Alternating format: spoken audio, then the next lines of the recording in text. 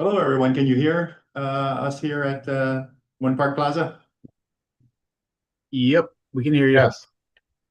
Excellent. And I can hear you as well. Sorry about the delay there. I was learning something about IT for a minute. Yeah, I guess we might as well dive in then. I'll introduce myself, Martin Howell with the Transportation Council. Judy DeHoda with Central County Office for the Aging. Angelina Searles with the Town of Colony Department of Senior Resources. Very good. And then let's see, since we have a relatively small number of people, I'll let folks on the coming in online to just introduce yourselves. Starting with, how about with Ross Dewberry? Yeah, hi, good afternoon. Ross Dewberry. I'm with the Public Transportation Bureau with New York State Department of Transportation. Excellent. Ethan? Ethan Warren, and I'm a planner for CDTA. Good. Adam? Adam Leach, Catholic Charities, Tri-County Services, Schenectady. Very good. Carrie? Hello, Carrie Ward, also with the Capital Region Transportation Council. Let's see, we have Audrey? Audrey Bernison, New York State DOT Region 1 Planning. Great. Brian? Brian Monaco, Center for Disability Services. Yeah, and Jordan? Hi, I'm Jordan Rosecrans. I'm the advocate at the Saratoga Senior Center, just attending on behalf of my executive director, Lois Celeste. Well, thank you. And let's see, there's a person, Osborne, I believe. Yes, hi, Peggy. We're from the Town of Bethlehem Senior Services. It's Peggy Osborne and Nancy Kozik. We're watching together on this. Excellent, thank you. Oh, sorry. Okay, very good. So the next thing on our agenda here is public comments. If anyone is from the public would like to speak, now's the time. No, okay, very good. We'll move on to item 3 on the agenda, which is to discuss the tools of the trade workshop that we're planning on putting on here at the Transportation Council. Sometime in mid-June is what we're currently shooting for, provided that we can pull everything together by then. But I think we're in pretty good shape. We're considering Hudson Valley Community College as a location for the event this year. And one thing I wanted to do was to ask everyone if that seemed like a reasonable location from a centrality standpoint and from a facility standpoint and whatnot, based on your understanding of the school's facilities. Any thoughts there? I think that could work. Okay, good. Yeah. Yeah, I've been to a few events there, and they always seem to be, and planned a few events there, and they seem, it seems like a good location. Okay, I think as most of you probably know, we put this on every year or two. It's a half-day summit typically on topics related to human services transportation. Last one was held in 2024. That one was up in Clifton Park at the Elks Lodge, I believe it was. And topics in the past have included volunteer recruitment and retention, CDTA's new Flex service, and transit integration in St. Lawrence County. It tends to the subjects tend to distribute themselves that way, with one presentation from a group outside of the capital region in New York State, another one from the from an organization within the capital region, and then some others on various other topics. Ideas for this year are to get an update from CDTA, since things have evolved quite a bit on their Flex service. So it'll be interesting to see to see where they stand. I know they just recently converted most of the transit service in Saratoga Springs to flex service, and preliminary statements by CDTA seem to indicate that it's going quite well, but it'd be interesting to get a little more detail there. We've been talking to Cortland County about possibly joining us and describing their mobility management program that they have there, which seems to be pretty innovative and seems to be working out pretty well. And then we were thinking the New York State Master Plan for Aging, which was recently released, the final document a month or two ago. We thought it might be interesting to find out where that has wound up and how it impacts our work. And then of course, usually we have about 4 sessions, so we're looking for another one. Hoping to get that done fairly soon. We're completely open to suggestions from anyone. So if anyone has any ideas for 4 sessions or for any other aspects of the event, by all means, let us know. I don't know if there's any thoughts right now in terms of sessions.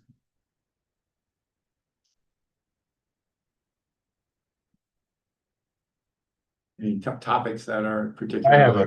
I have something that might be helpful. I recently got the approval to decommission one of our 5310 buses. I see that perhaps it's been this all along, but I see now that you have the ability to resell them. I was under the impression that you had to scrap them in the past. If that has changed, then I think we should probably have that in that meeting and talk about that a little bit. Brian, can you allude to that? Has that changed, or has that been like that for a while?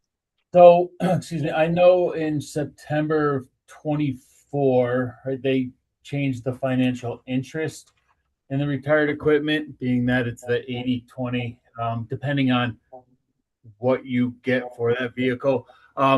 I'm not sure, honestly, we use the vehicles until no one wants them again. So we tend to not sell them because there's not much life left for us to, hand it off. So it usually ends up scrapped. But there is a way you can sell it, but if it's a certain amount, I think it's $5,000. Over 5,000, you have to pay back a certain amount to the federal share. I have it up on my board. I can try and find it in my email, see if I can send it.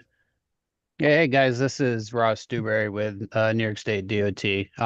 Yeah, I can update you on all that information. We've recently updated our vehicle disposition rules and guidance for all of the 5310 agencies in New York State as the recipient. So if you go to our website, we actually have agency guides now available for all of you to use that clearly spell out what you can and cannot do with your vehicles, including the right to sell them and the federal interest in the vehicle. That is true. You can dispose of your vehicle early. There is an early disposition process, and then there's the regular disposition process at the end of the useful life. The useful life requirements we've also adjusted, where it used to be miles and years. Now it's miles or years. So if you reach either or of those thresholds, the vehicle will now be eligible for retirement. And I just also would like to throw this out there, a little plug. Please encourage all your agencies to plan 3 years in advance for vehicle replacements. It takes that long to get a new vehicle off of the OGS adult bus contract. So if anyone needs, I can share the link to our website where you can find those documents. I can put it in the chat for you actually, and then you can grab it from there. And I'll mute myself. Thank you. That'd be great. Thanks very much. Thanks, Ross. Appreciate that. Yeah, so I believe that has definitely changed then, Ross. So perhaps that's something we would want to talk about, even though it's readily available on the website. Perhaps we want to discuss that anyway, but just a thought. What is the useful life of a light duty bus of the sort that we usually use? Boy, you're gonna put me on the spot there, aren't you, huh? Sorry about that. I don't remember. It depends on the different vehicle, but that is in the documents here in the agency guide. It tells you what those sizes are and how they correspond to which lots they are in the OGS adult bus contract as well. Okay, so so it varies by. It's really By quite bus. well put together. I have to say, I'm very pleased with how it came out. Okay. But yeah, I'll be in your chat here in just a minute. Okay, great, thank you.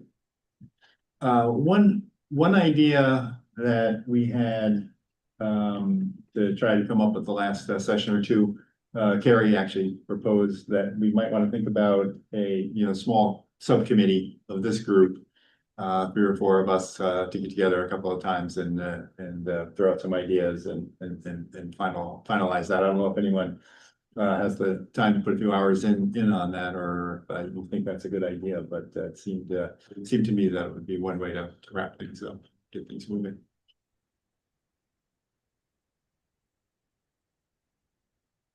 Any thoughts there? I guess if anyone has the time, that would be that'd be great. You can give me a yell after the meeting too if you have to you have to think about it a little bit.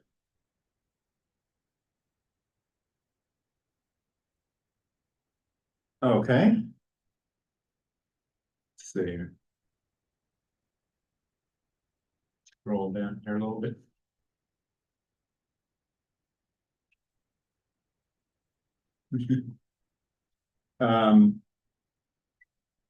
Speaking again of buses and bus purchases, at least here in the Capital District, the FTA Section 5310 Enhanced Mobility for Seniors and Individuals with Disabilities bus procurement or funding procurement program has been wound up, and we're going to be giving our recommendations to the Transportation Council Planning Committee on Wednesday.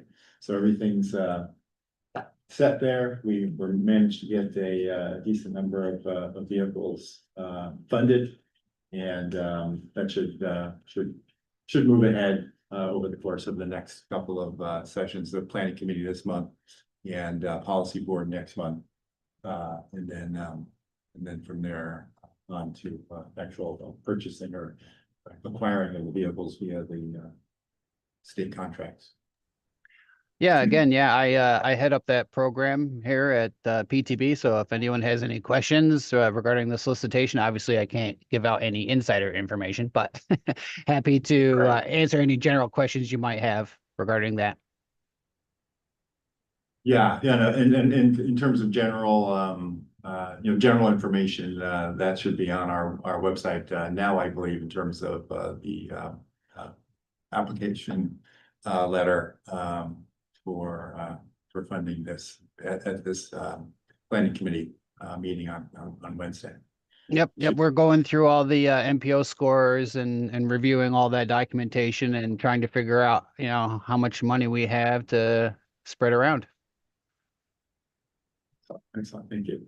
I guess the next step there, the next program to come out is the 5311 formula grants for rural area programs. I don't know if any of the agencies that are taking part here today could use funding for that purpose, but that program should be getting started towards the end of this year. It's offset every other year with the 5310 program. So it gives us something to do every year. Are there any agencies that do use 5311 funds for the service they provide here that you know of? What was the question? Do any of the agencies, any of the folks here, use the 5311 program? Just curious. Oh. Yeah, okay. And then let's see now, the next item here is the Albany County ADA self-analysis and transition plan for Albany County, obviously. We also have another one for Scotia. Kara, you had some additional information on that, I believe.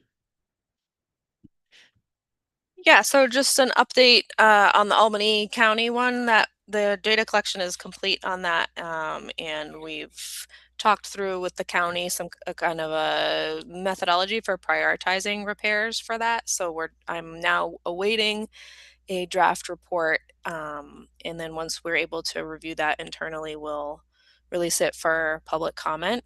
But just for clarity, it's sidewalks owned by Albany County, not all sidewalks within Albany County. So, most of the roadways within Albany County are not owned by Albany County, and a lot of those don't have sidewalks on them. So it's actually a relatively small inventory that we're doing for Albany County. We did just fund the Village of Scotia to do data collection and a transition plan for all of their sidewalks. And that hasn't started yet, but we'll be soliciting for consultant assistance on that project soon. Excellent. Thank you. Thank you very much. I guess that brings us down to news from around the table. Anything, any interesting news from any of the organizations represented here?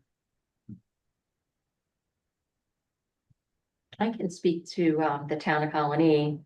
We as of March 25th, we launched a pilot program with GoGo Grandparent. It's separate from the Albany County On The Go. Ours is a town funded program for town of Colony residents.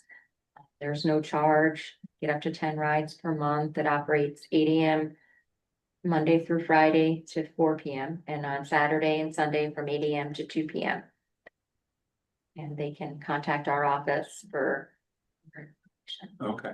And it's Okay. for 60 and older. Okay. And it doesn't provide, so an individual can have a mobility device such as a walker or a wheelchair, and they can get assistance with that. There's just no hands-on assistance with the individual into the vehicle. Okay. Yeah, and they can ask for specific vehicles if they have difficulty with, getting into a particular vehicle. And they reserve that by calling? Yes, it's an on-demand transportation service. Okay, from point to point. How far, what distance from their origin can? It's within the town of Colony, so it has to, they have to be a town of Colony resident. We do have some residency requirements that they need to provide that information to Okay. our office, and I think for the month of August, we reached over 129 rides just in that first month, so. Very good. They can go, they can go out of the town, they can go to like. They can, and well, the town is pretty big, but it's not it's not Albany County. So On The Go with Albany County does have all of Albany County, where we are just within the town of Colony. So they did the GIS, programming for the platform, so the doctors would have to be in the town. And it's non-medical, so it's non-essential transportation, so it's for those rides that aren't typically provided by the county or through, through the Office for the Aging. So if they want to go to the barber, or they want to go and visit with friends, they want to go to the bank. Yeah. Is there a limit on how many rides they can have per year? It's per month. So it's 10 per month. One way or two way? Well, you can either 5 2-way, but I mean, really, when you look at it. That's a lot, right? It's a lot. Plus the county gives them 4 rides, Okay. 1 round trip, 2 round trips and 4 one way. So they could either or. Right, okay. And Albany County allows them to go anywhere in Albany County. Okay, So, that's. Any senior can take advantage of that. yeah, if they're within the town of Colony. Okay, very good. Thank you. Is there one bus that you? It's an on-demand, it's Uber Lyft, so it's, the platform is GoGo, and Yeah. they contract with Uber and Lyft drivers. Okay. Who are background checked and screened. Right, okay, good. Thank you. Let's see, anyone else, have any new news? I had a question about that program. Is this extra screening done for specifically the Town of Colonies program, or just the screening that Lyft does? It's through the GoGo platform. It's through Uber, Lyft, whatever their screening Okay. guidelines are. And do they provide wheelchair vehicles? No, we do. They do not have a lift to be able to provide for the wheelchair. If somebody is wheelchair, if they need to use a wheelchair and they're ambulatory enough to get in and out of the vehicle, the wheelchair will be put into the vehicle for them. Okay, thank you. Very good. Let's see, anyone else? Anything new?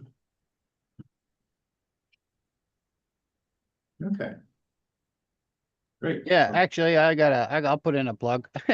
Sounds good. All the 5310 agencies semi-annual reports were due on April 30th. If you haven't got your semi-annual report in, please do so. Thank you. Great, thank you.